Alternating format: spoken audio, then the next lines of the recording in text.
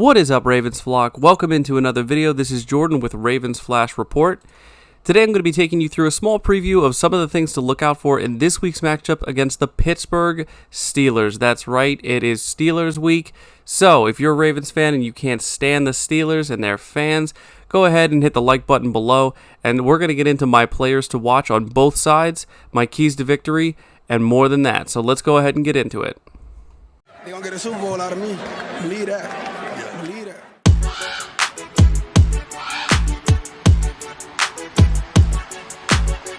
I'm a Raven. It's on. All year. Every year.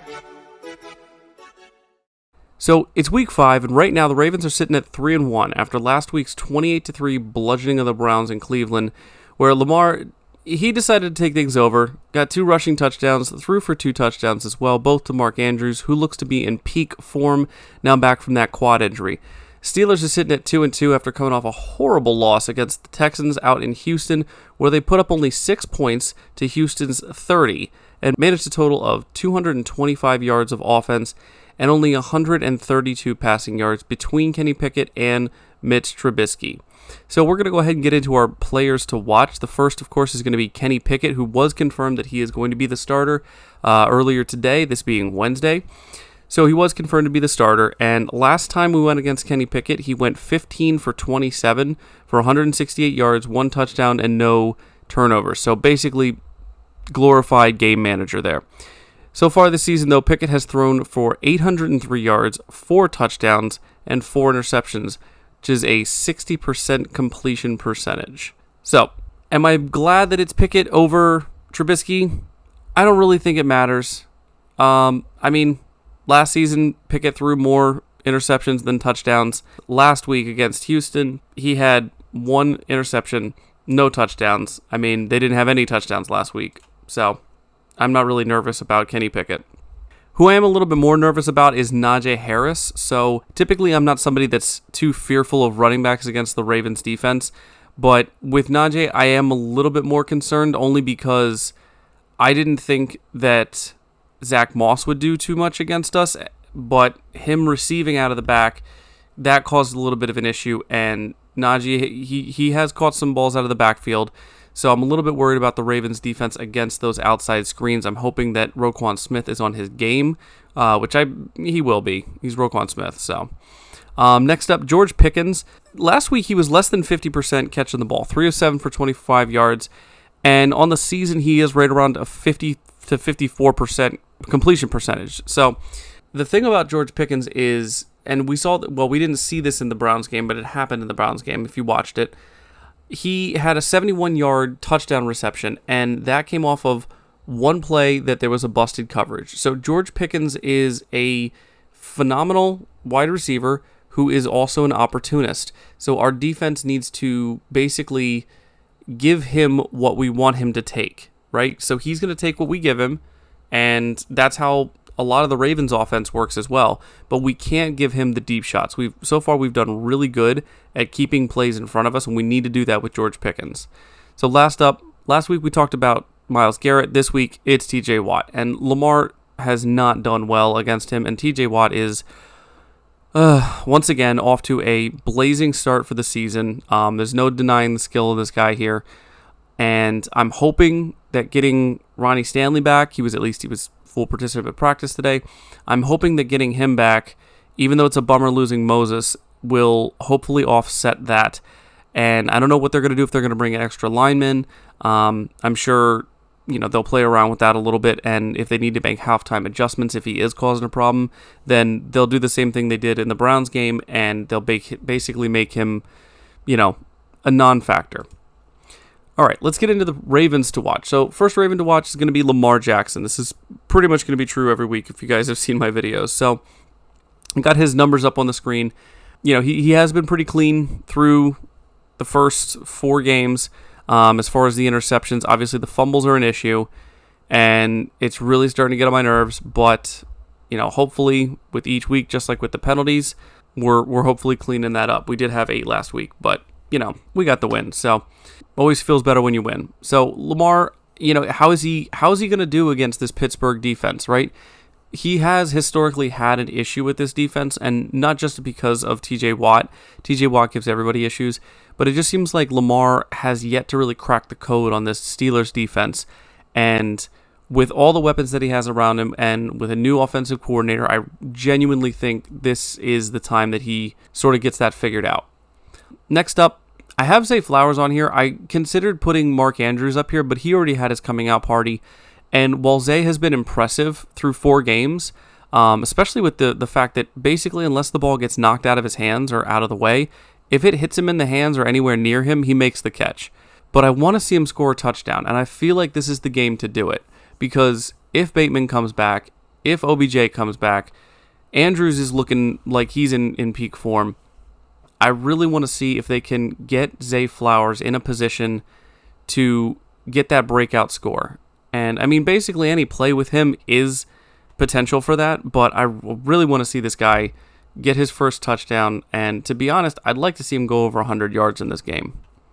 So, next up, I don't have any stats listed for him because he played in half of a game. So, really can't wait to get Marcus Williams back. I'm shocked that he's back as a full participant in practice even last week.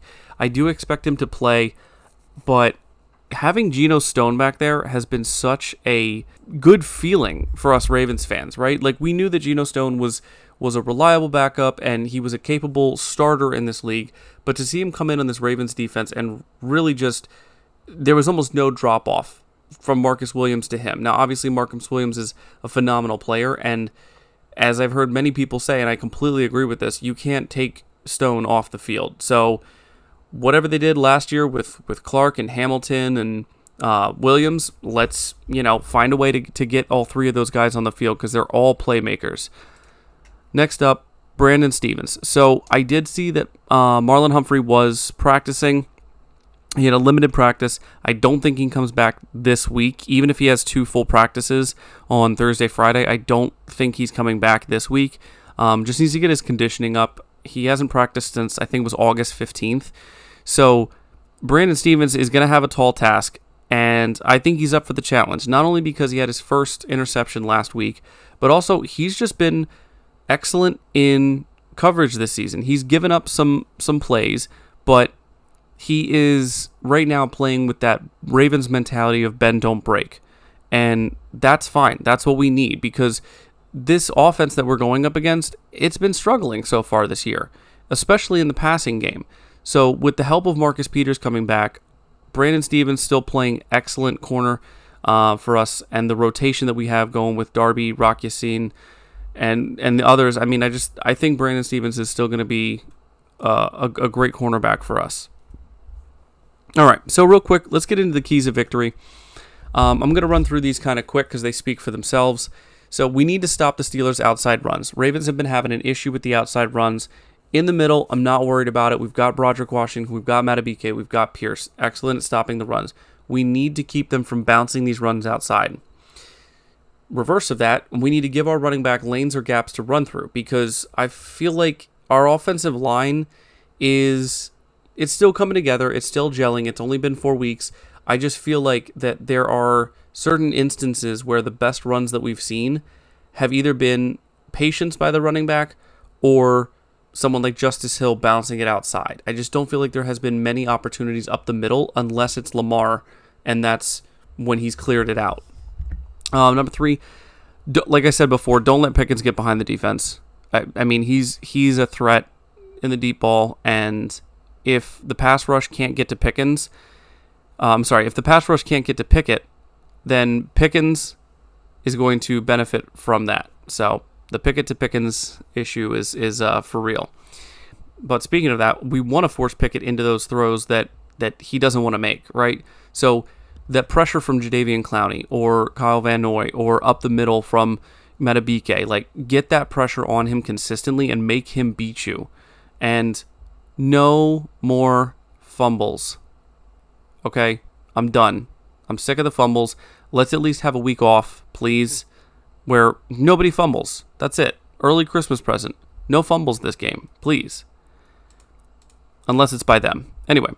All right, so just got some other notes here. These are just some things that I don't really feel are necessary to win the game, but there's certain things that I I don't know. I'd like to see, I want to see more from Gus, whether it's more snaps or just, I feel like he kind of had a down game, and I'm a big Gus believer. I think Gus Edwards is phenomenal, and I think, again, with some more openings for the offensive line and a little bit less conservative play from Monken, I understand the situation. We're up by basically 3 scores.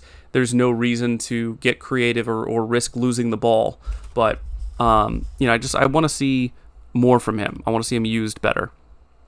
Same. I hope that the players that are returning are actually healthy. I mean, given how Harbaugh is and how this team has dealt with injuries over the last few years, I don't perceive them to be bringing in guys that are not healthy, bringing them back early, anything like that. They've been super careful, but looking at the Marcus Williams injury, I don't know how he's come back from this. Obviously, we don't know the full extent of the injury, but it just seemed like super, super quick for him to come back.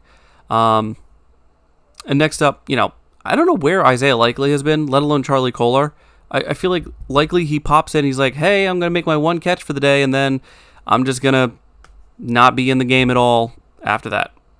I mean, I get Andrews is who Andrews is, and we have a lot of weapons, but if you can have 3 running backs in there, you can get Likely involved. So, I don't know. Maybe they're saving him. Just doesn't seem like he's very involved. And then, again, Pickens. I know, I keep harping on him, but he is the most dangerous player on offense against us. I'm not worried about Allen Robinson. I'm not worried about if they have... I don't even think Freiermuth is even playing, and even if he is, we've got Kyle Hamilton, who's more than capable. And, yeah, basically, I want to see if somebody else can even beat us at this point. But, just to round it out, what do you guys think? Give me some score predictions in the comments below. Let me know who you think wins the game. If you're a Steelers fan and you've checked it out, who do you think wins the game? Do you think the Steelers have got what it takes? Do you think this is a revenge game? Or if you're a Ravens fan, do you think we're going to come in and we're going to mop the floor with the Steelers just like we did with the Browns, and we're basically en route to sweep the division? I don't know if I'm there yet. I'm hopeful, but I guess we'll find out on Sunday. All right, guys. That's it from me. Have a good night. Bye.